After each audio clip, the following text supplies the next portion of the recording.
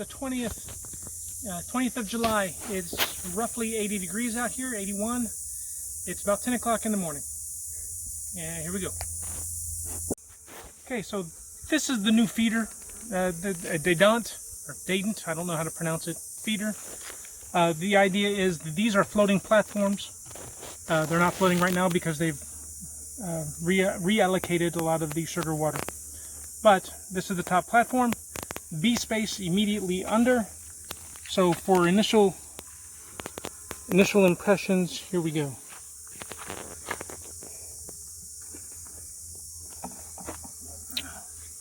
Anything there? Nope. Now the little ants are going after the pollen patty. Yeah. So that is an initial impression. So we need to move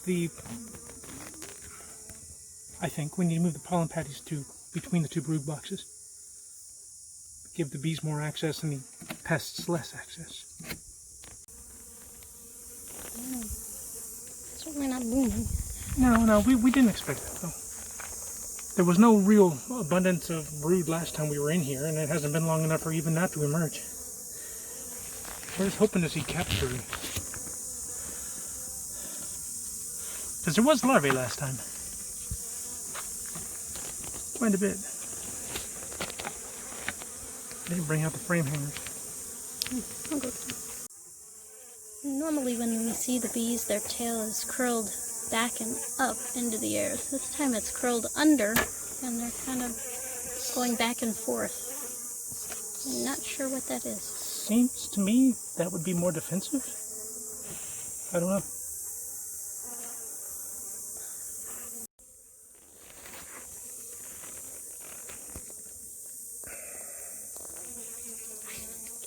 I can't see her on the video. I'm sure She's down towards the bottom now. Can you see her? Oh yeah, there she is. It's just the color still coming out as well on the cameras. Yeah, she still seems to be doing a lot of wandering around. Yep. As you said, not a whole lot of brood. I was hoping for more.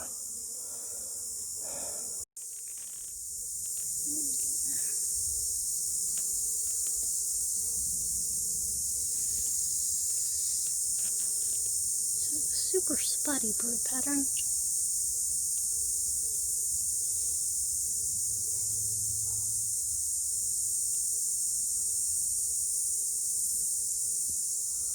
A lot of dry cells. Not that I would see them anyway, but I don't see any eggs. And peaches. Yes. That was Lalua, not really happy with her performance. Their brood pattern really isn't developing as it should be. Plenty of sugar waters and pollens, but she just doesn't have she hasn't claimed the brood space as I would have hoped for the last 10 days. Alright, FC Peaches. First impressions of the feeder box. Huh. Well, the bees are up there. Yeah. It's more than I can say for the last one.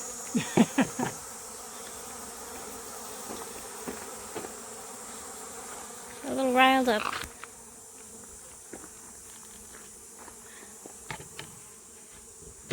Not sure why they're so riled up. Another cockroach in there.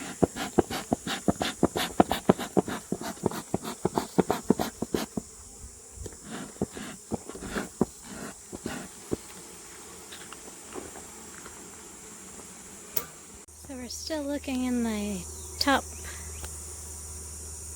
box, and my side has a lot of nectar and some honey in the corners. Ryan's side has brood. Lots of nectar and honey, but also the queen's been here.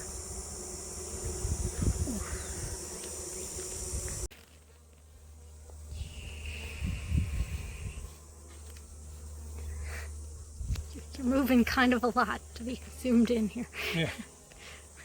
What are you doing?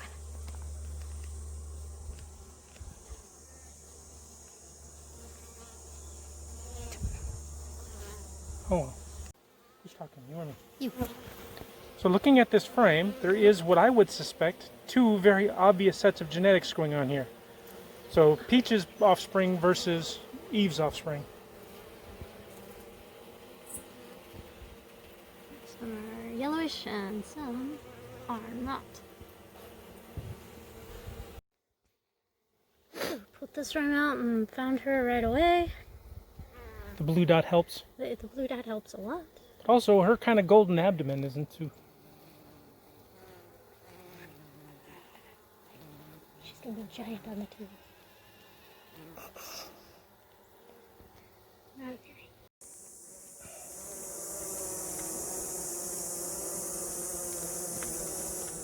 No. I can't see it because of the bees.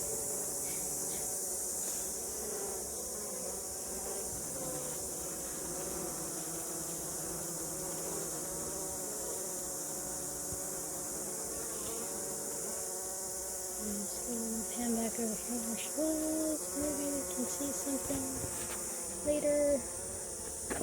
Big screen. Light. Remember, what you're looking for is about a quarter of a size piece of grain of rice. Same size, same shape, same color, but about a quarter the size.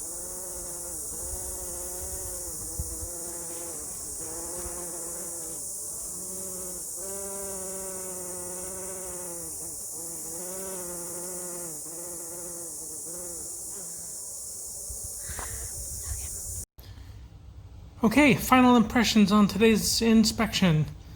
For Lalua, oh, by the way, Kimberly's here. She just now came out of her bee suit and doesn't feel like being on camera. That is correct. So she thrust it at me and said, "You do it." All right, so Lalua then. Some brood, not much. Very spotty. There could be 3 or 4 things going on right now. Among them, it could be just indications of the beginning of the summer dearth, the end of the summer spring nectar flow for this year. It could be that she doesn't have enough nurse bees in the hive. The brood isn't able to take care of all of the larvae or the eggs that she's laying. So the nurses and the available brood and the available bees that are in the hive will actually cannibalize any larvae that they can't take care of.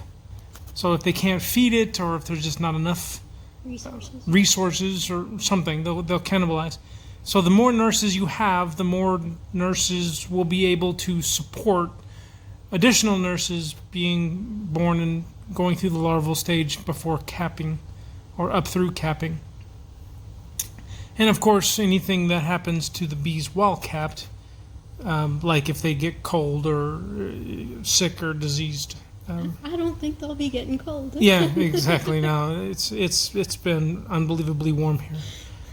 So, or there could just be the fact that one of the signs or indicators of a failing queen or a failed queen is a poor mating during her nuptial flight, during her initial flight to get fertilized. So it could be that that she was not mated well, or that she did not have enough mates, or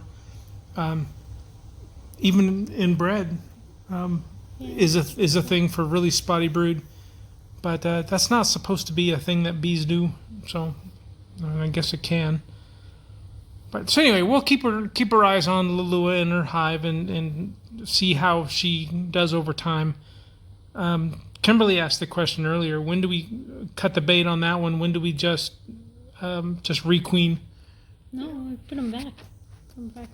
Combine them. Oh, so, combine them. Okay, all right. Well, I'm not keen on combining them. Oh, okay. Well, we can. Anyway, so that's Lalua's hive. Peaches is doing well, and she is moving around, obviously. The brood that we saw in the top brood box may not be new kept brood. Like it could have still been kept from before. It's only been 10 days since we were in there last. So that may not be a thing. She may have gone upstairs and had more larvae. I mean, if so, it would have just been kept. Tight brood pattern up there, though. Yeah, it was nice up there. You're right. It wasn't much. No, but they were all together. Yeah. All right. So So there you go with Peaches. So she is perhaps doing well. Both of them, I think, have... Maybe I'm just keen on this because I keep seeing videos on it on YouTube. There's an awful lot of nectar, not a whole lot of claimed lay space. And I would like them, if it were my choice, it's not, but I would like them to be moving their resources upstairs and building out those frames so that they can store the nectars and stuff upstairs. Right now, most of the lay space is getting consumed by nectar storage, sugar water storage, whatever. So we'll keep watching Peaches to see how she develops over the summer dearth period when there's not a whole lot of food coming in. The theory, and there's just a couple of minutes of thought here. The theory here is if we were in a more northern location at all, even as far as Austin, even as close as Austin, I would say, the strategy for the bees is different here because of the climate difference. So our bees here, our climate here, we will not have a harsh winter. We will not have a deep freeze in the winter, and our bees will, throughout the winter, will break cluster and go on flights and forage what little they can find. That is both good and bad. Good because they're not going to freeze. Bad because they might starve. So the question, their energy level stays high, and it takes a lot of energy to fly, which means we will likely have to feed sugar water at least throughout the winter, or solid sugar food shouldn't be required at those temperatures. So we have to sustain their energy levels, but we don't have to worry about the bees freezing out or dying in cluster, starving over the winter, I hope. Starving is possible. That's why we have to feed. That is one theory, is that our bees will be fine. Is just let them be bees. Make sure they're fed. The other theory is that there will be a normal bee cycle throughout the year that says, well, it's instinctive. The bees just know that this is the down season. The actual season around here is generally around from February to June. This being July, obviously we're at the end of the season. Any northern, more northern locations, the bees would mark this as a seasonal change between at the beginning of the summer dearth or the end of the spring flow cycle. And they would start doing things like dropping in numbers. You would expect the population to decline. You would expect the mite load to increase. This is actually the peak Varroa time of the year for when the pests get in the hives. And things get quiet, and they start doing things like getting ready for the fall flow, which there is one. But that is all about getting ready for the winter and making sure their storages are full and they have enough resources to get through the deep winter, which again we don't have. So I'm not sure where we are in the cycle of things based on the two different theories, the whole summer bees year-round theory versus the winter bees zone 5 heat. I'm not sure what that does to their life cycle, or their, not life cycle, what's the word? Productivity cycle? Productivity cycle, their habits or something. So, interesting, we'll see. Fun times.